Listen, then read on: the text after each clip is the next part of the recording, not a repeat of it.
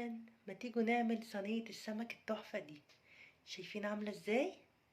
اكلة بقى بورسعيدي اصيلة، تحفة تحفة تحفة. ولو عايزين تاكلوا سمك حلو كلوه من ايد حد بورسعيدي. يلا بقى نسمي بسم الله ونصلي على سيدنا محمد، ويلا نبتدي ونقول بسم الله. عشان تعملي صينية سمك صح تاكليها من ايدين حد بورسعيدي. يلا بينا. معانا سمك شبار او بولتي. الاسم اللي هو بتاع البلد شبار او بولتي، احنا بنقول عليه شبار. تمام. ومعايا هنا شبت وكزبره. تمام. ومعايا الثوم ومعايا بطاطس. تمام كده. طيب هنعمل ايه؟ هنقسم الثوم كده بالنص، نص صينيه البطاطس والنص التاني لتتبيله السمك. طب هنحط ايه بقى في تتبيله السمك؟ انا ما رضيتش اعمل الخطوه دي غير معاك. هنحط شطه، دي تتبيله السمك بتاعتي اللي انا بحبها بصراحه. حبه شطه، فلفل،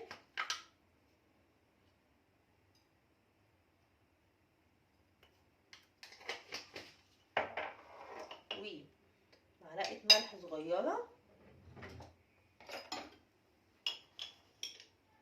ده كده تتبيله السمك. طيب انا ممكن كمان لما بيبقى سمك مقلي بحط على التتبيله ديت كمون. هو مش مقلي، هو صينيه، فمش هحط عليه كمون. طيب هنقلب التقليبه الحلوه بتاعتنا. لازم يعني نقلبه كويس مع بعض.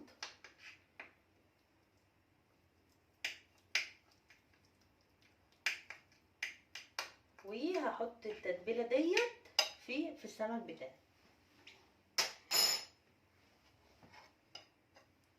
هبتدي اوزعها كده.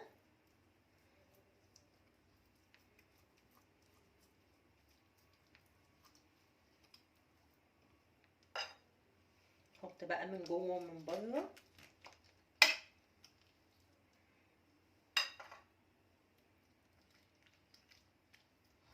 علشان كل السمكه تاخد التتبيله التمام. طبعا هتبقي منضفه السمك كويس، بتشيلي كل القشر بتاعه و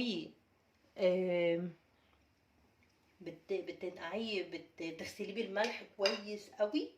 ده اهم حاجه علشان الملح بيضيع زفاره السمك. وتسيبيه فيه حدود 5 دقايق وتبتدي تغسلي السمكه بتاعتك كويس جدا من الملح. وبس. دي تتبيله السمكه اهي، وطريقه ايه اللي انت بتعملي بيها السمك ازاي. خلاص هعمل التانية كمان.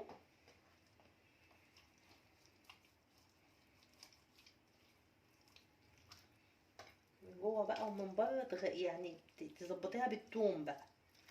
حتى لو المقلي تعمليه بنفس الطريقه. طبعا اهم حاجه غسيل السمك. يعني لو السمك بتاعك مش ريحته مش حلوه، صدقيني هيبقى الموضوع صعب جدا جدا معاكي. خلاص كده. ايه اول خطوه انا بعملها في الصينيه بتاعتي؟ بعدين هعمل ايه؟ هجيب الخضار. طبعا انا غسلت ايديا. هجيب الخضار اللي هو اللي انا قطعته وغسلته كويس جدا، وهبتدي احط كده في السمكه من جوه على حسب ما انا ايه عايزه احط. يعني حبه كتار حبه قليلين براحتك اهو. طبعا ده بينقل السمك في حته تانية. طب كده خلاص السمك بتاعه انا جاهز. تحطه بقى على جنب، لسه مش هعمل فيه حاجه. همسك بقى البطاطس وهبتدي بقى اعمله لكم بطريقه تحفه تحفه تحفه. يلا بينا. بصوا بقى، هنحط حبه زيت. تمام. صينيه البطاطس يا جماعه بتطلع خرافيه. هنسيبه كده سنه، وبعدين هننزل بالصلصه بتاعتنا او الطماطم على حسب ما تحبي، يعني مفيش مشكله، صلصه او طماطم. هنزل بباقي الثوم بتاعي.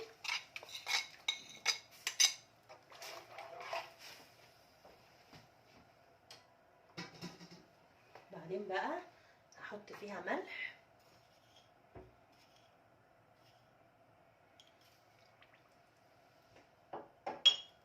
فلفل. خدوا بالكم دي ملهاش علاقه خالص بالسمك. يعني السمك في ناحيه ودي في ناحيه. يعني بمعنى ايه؟ السمك تتبيله وحاجه لوحده، وده برضو لوحده. يعني انت بتتبلي دي وتظبطيها، والسمك بنفس الطريقه. طب هحط برضو نفس الطريقه شويه خضار من اللي انا قطعته. خدوا بالكم صينيه الحنشان اللي هو تعابين البحر بتتعمل بنفس الطريقه. خلاص كده. وبعدين بقى ايه، هنزل بالبطاطس.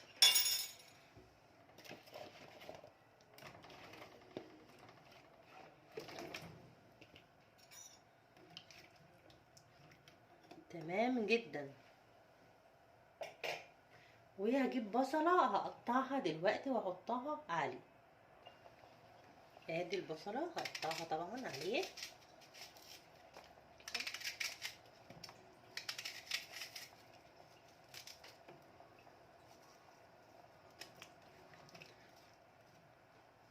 هحط كمان، عايزة اقول لكم اللي دي بتنقل الصينية في حتة تانية.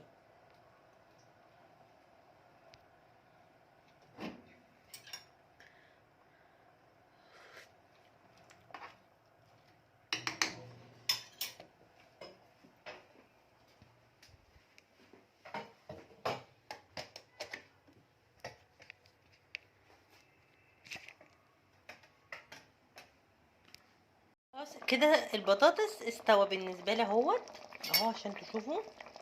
بحط معلقة كده، هو كده خلاص استوى. في لسه مية في البطاطس. تمام. هقوم بقى احط ايه السمك بتاعي كده.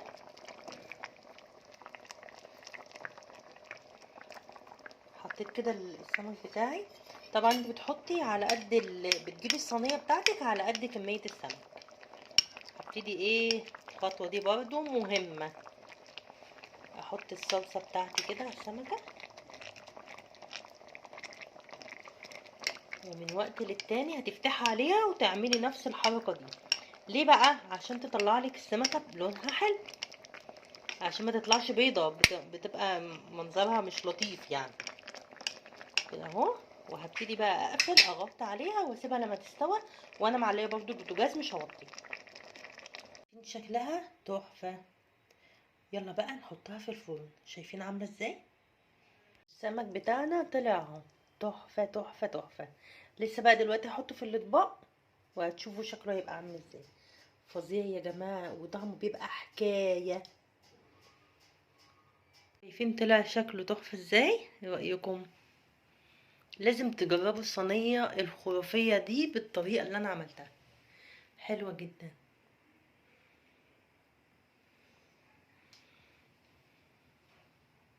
يلا بقى لو عجبكم الفيديو يلا بقى لايك وشير وسبسكرايب عشان يوصل لكم كل جديد مع مطبخ ست هانم. مع السلامة.